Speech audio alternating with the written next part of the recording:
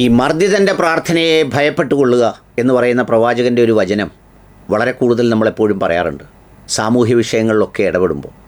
കാരണം ആരോരുമില്ലാതെ കടലിൻ്റെയും ചെകുത്താൻ്റെയും നടുവിലെന്ന രീതിയിൽ മുങ്ങിത്താഴുന്ന കയത്തിൽ നിൽക്കക്കള്ളിയില്ലാതെ നിലവിളിക്കുന്നത് പോലെ ജീവിക്കുന്ന മനുഷ്യർ, അവരെ വീണ്ടും ദ്രോഹിക്കുന്നവരെ, അങ്ങനെ ദ്രോഹിക്കുന്നവർ പ്രാർത്ഥിച്ചാൽ അത് സ്വീകരിക്കുമെന്ന് പ്രവാചകൻ്റെ അനുയായികളായ യാത്രാസംഘത്തോട് പറഞ്ഞു എന്നാണ് ഞാൻ വായിച്ചിട്ടുള്ളത്. കാരണം യാത്ര പോകുമ്പോൾ എന്താണ് സൂക്ഷിക്കേണ്ടതെന്ന് ചോദിച്ചപ്പോൾ ഈ മർദ്ദിതൻ്റെ പ്രാർത്ഥനയെ സൂക്ഷിക്കുക എന്ന് പറഞ്ഞ കാര്യം ഓർത്തു. ഇപ്പോൾ കഴിഞ്ഞ ദിവസം ഒരു യാത്രയുണ്ടായിരുന്നു, കാന്തപുരം AP അബൂബക്കർ ഉസ്താദിൻ്റെ യാത്ര. വന്ധ്യവയോധികനായ ആ മനുഷ്യൻ ഇന്ത്യയുടെ പ്രധാനമന്ത്രിയെ കാണാൻ പോയി. പ്രധാനമന്ത്രി രാജ്യത്തിൻ്റേതാണ്, രാജ്യത്തെ നയിക്കുന്ന ആളാണ്. അദ്ദേഹത്തോട് ആവശ്യങ്ങൾ പറയാം, അവകാശങ്ങൾ ചോദിക്കാം, അദ്ദേഹവുമായി കൂടിക്കാഴ്ച നടത്താം, ആശങ്കകൾ പങ്കുവെക്കാം, അദ്ദേഹത്തെ എന്തെങ്കിലും കാര്യങ്ങൾക്ക് ക്ഷണിക്കണമെങ്കിൽ ക്ഷണിക്കാം. കാരണം രാജ്യത്തിൻ്റെ പ്രധാനമന്ത്രി രാജ്യത്തിൻ്റെ ഭരണഘടനാ പ്രകാരം ഈ രാജ്യത്തിൻ്റെ നായകന്മാരിൽ ഒരാളാണ്. അതെല്ലാം വളരെ ശരിയാണ്. പക്ഷേ അതെല്ലാം ശരിയാകുമ്പോഴും അതിനുശേഷം അദ്ദേഹം ഒരു വാർത്താ ക്ലിപ്പ് കൊടുക്കുകയുണ്ടായി. വാർത്താ ക്ലിപ്പ് ആർക്കാ കൊടുത്തതെന്ന് ചോദിച്ചാൽ നമ്മുടെ ജനൻ ടിവിയുടെ ദേശീയ സഹോദരൻ. കാരണം ജനൻ TV ഒരു പ്രാദേശിക അനുജനാണെങ്കിൽ ദേശീയ തലത്തിൽ ഇത് ഏകോപിപ്പിക്കാൻ വേണ്ടി അംബാനി മുതലാളി സ്ഥാപിച്ചിട്ടുള്ള സംഗതിയിലേക്കാണ് അദ്ദേഹം അഭിമുഖം കൊടുത്തത്. വളരെ സൗമ്യമായി, വളരെ ശാന്തമായി അദ്ദേഹത്തോട് ചോദിക്കുകയും ഉത്തരം പറയുകയും ചെയ്യുന്നത് കേൾക്കാം. आप दुनिया में जाके ये बात कहते हैं भारत में क्या मुसलमान सेफ है, क्योंकि कई लोग ये कहते हैं कि भारत में मुसलमान सेफ नहीं है. आपका क्या व्यू है? मेरा लास्ट क्वेश्चन है आपसे मुफ्ती साहब.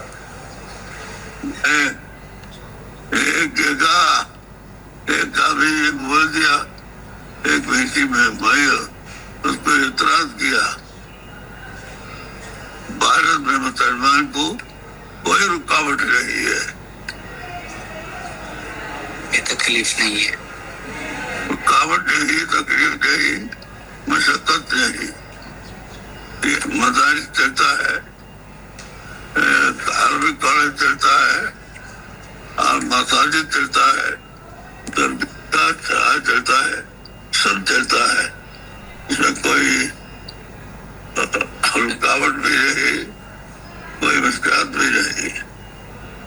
मेरे इल्म में वही है. അങ്ങയുടെ രക്തത്തിനും അങ്ങയുടെ സംഘടനയുടെ രക്തത്തിനും വേണ്ടി ദാഹിക്കുന്ന ഒരുപാട് ആളുകൾ ഒരുപക്ഷെ ഈ പ്രസ്താവനയെ വളരെ രൂക്ഷമായി വിമർശിച്ച് രംഗത്ത് വരുന്നവരുടെ താല്പര്യം ചോദ്യം ചെയ്യപ്പെട്ടേക്കാം, അല്ലെങ്കിൽ അതിനെ നമുക്ക് വിമർശിക്കാം. ഇത് കേരളത്തിൻ്റെ സാഹചര്യത്തിൽ ഒരുപക്ഷെ ശരിയാണെന്നും നമുക്ക് പറയാം, അല്ലെങ്കിൽ സാമാന്യേന നമ്മൾ സുരക്ഷിതരാണെന്നും പറയാം.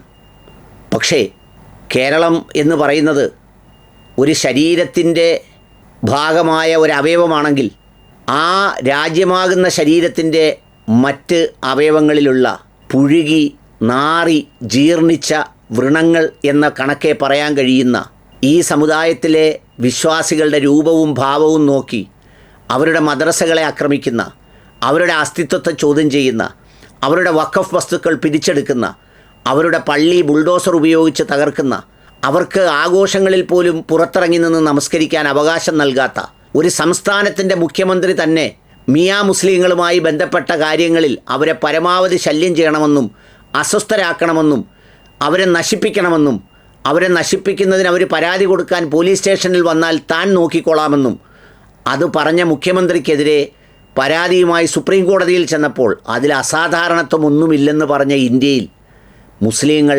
സുരക്ഷിതരാണ് എന്ന് അങ്ങ് പറഞ്ഞത് മർദ്ദിതൻ്റെ ആ പ്രവാചകൻ പറഞ്ഞ സംഗതിയുണ്ടല്ലോ, ആ മർദ്ദിതൻ്റെ, ആ കൽവരിയുന്നവൻ്റെ, ആ ജീവിതത്തിൻ്റെ മുസ്ലിമായ അടയാളം ഇങ്ങനെ ഭയപ്പാടോട് ഒളിപ്പിച്ചു വെച്ച് ജീവിക്കേണ്ടി വരുന്ന മനുഷ്യൻ്റെ അസ്തിത്വത്തെയും വികാരത്തെയും അഭിമാനത്തെയുമാണ് അങ്ങ് ആ ഒരൊറ്റ സെൻറ്റൻസിലൂടെ റദ്ദാക്കിയതോ സാമാന്യവൽക്കരിച്ചതോ.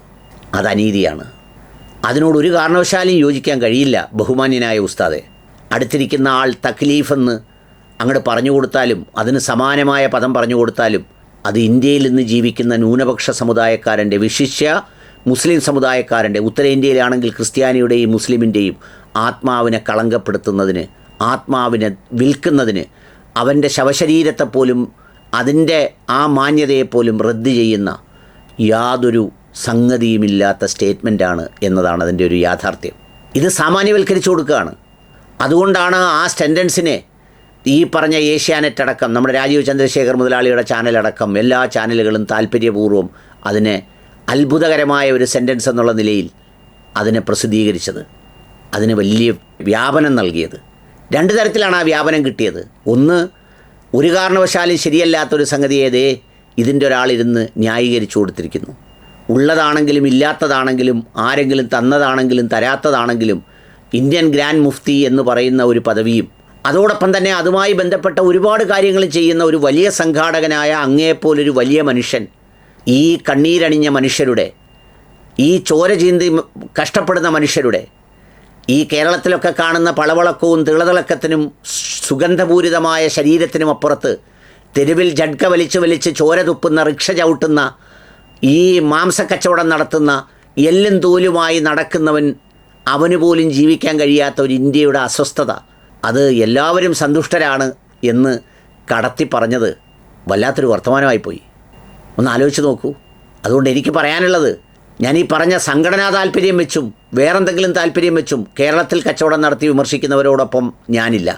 പക്ഷേ അതോടൊപ്പം ഈ പറഞ്ഞതുപോലെ ഉസ്താദ് ചെയ്തത് വളരെ ശരിയാണ് എന്ന് ന്യായമായി അതിന് പിന്തുണ കൊടുക്കാൻ ആളുകൾ രംഗത്ത് വരുന്നെങ്കിൽ നിങ്ങളും ഞാൻ ഈ പറഞ്ഞ മർദ്ദിതൻ്റെ പ്രാർത്ഥനയെ സൂക്ഷിക്കേണ്ടത് ആവശ്യമാണ്. ആ മർദ്ദിതൻ്റെ പ്രാർത്ഥന എവിടെയുണ്ട്? ആ മർദ്ദിതൻ ഇന്ത്യയിൽ ഒരുപാടുണ്ടെന്ന്. പതിനായിരങ്ങളുണ്ട്, ലക്ഷങ്ങളുണ്ട്. ആത്മാഭിമാനം ചോദ്യം ചെയ്യപ്പെടുന്നവരുണ്ട്. ഇപ്പറഞ്ഞ റിയാസ് മൗലവി മുതൽ പൗരത്വം റദ്ദാക്കണമെന്ന് പറഞ്ഞ് റദ്ദാക്കാൻ അപേക്ഷ കൊടുത്ത അതിന് ഇരയാകേണ്ടി വന്ന പാലക്കാടുകാരൻ മുഹമ്മദ് അടക്കം ഊരും പേരും മേൽവിലാസവുമില്ലാത്ത ലക്ഷക്കണക്കിന് ഉത്തരേന്ത്യയിലെ മനുഷ്യർ അവരനുഭവിക്കുന്ന വേദനകൾക്ക് മുന്നിൽ നമ്മുടെ താല്പര്യങ്ങൾ ഒരു തട്ടിലും വെച്ച് തുല്യപ്പെടുത്തി കളയരുത്. അത് നീതിയല്ല, അത് തുല്യവുമല്ല. നമ്മളൊക്കെ ഇടയ്ക്ക് ചോദിക്കുമല്ലോ, രാഹുൽ ഗാന്ധി എന്തേ അവിടെ പോയില്ല, രാഹുൽ ഗാന്ധി എന്തേ ഇവിടെ പോയില്ല, രാഹുൽ ഗാന്ധി എന്തേ അവർക്ക് വേണ്ടി പറഞ്ഞില്ല. ഞാൻ ആലോചിച്ച് പോവുകയാണ്, ഓർത്തു പോവുകയാണ്.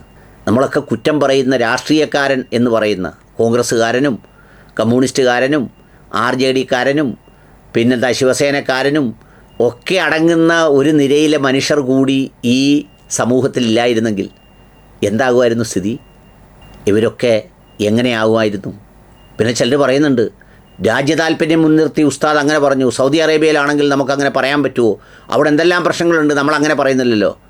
അത് പ്രവാസ രാജ്യം 1. 2, അത് രാജഭരണം. ഇത് ജനാധിപത്യം. നമ്മൾ നികുതി കൊടുത്ത്, നമ്മൾ വോട്ട് ചെയ്ത്, for the people, of the people, by the people എന്നൊക്കെ പറയുന്ന രീതിയിൽ നിലനിൽക്കുന്ന ജനാധിപത്യം. ഇവിടെ വംശഹത്യ നേരിടുന്നവൻ എന്താ ചെയ്യണമെന്ന് ചോദിച്ചാൽ ഉറക്കെ അവൻ്റെ മേലുണ്ടാകുന്ന അനീതി പറഞ്ഞുകൊണ്ടേയിരിക്കണം. ഉച്ചത്തിൽ, ഊണിലും ഉറക്കത്തിലും പറയണം. അത്രമാത്രമേ പറയുന്നുള്ളൂ. ഞാൻ അദ്ദേഹത്തെ ഇപ്പം ഞാൻ സ്വീകരിച്ചിരിക്കുന്ന ഒരു നിലപാട് പ്രകാരം ഈ പറഞ്ഞ മുസ്ലിം സംഘടനകളോട് എല്ലാവരോടും അങ്ങനെ ചില കാര്യങ്ങൾ പറഞ്ഞു പോവുക എന്നുള്ളതിനപ്പുറത്ത് അവരെ ഞാൻ വല്ലാതെ പറയുന്നില്ല. പക്ഷേ ഇവിടെ മർദ്ദിതൻ്റെ പ്രാർത്ഥനയെ ഭയപ്പെടണം, അത്രമാത്രം. അള്ളാഹു സാക്ഷി, ഉടയതമ്പുരാൻ, ദൈവം സാക്ഷി. ഇത് ഒരു മനുഷ്യന് വേണ്ടിയല്ല, ഒരു ജാതിക്കും വേണ്ടിയല്ല ഞാൻ പറഞ്ഞത്. അത്തരം മനുഷ്യരെ വെച്ച് ഉപയോഗിക്കുന്നവർക്കെല്ലാവർക്കും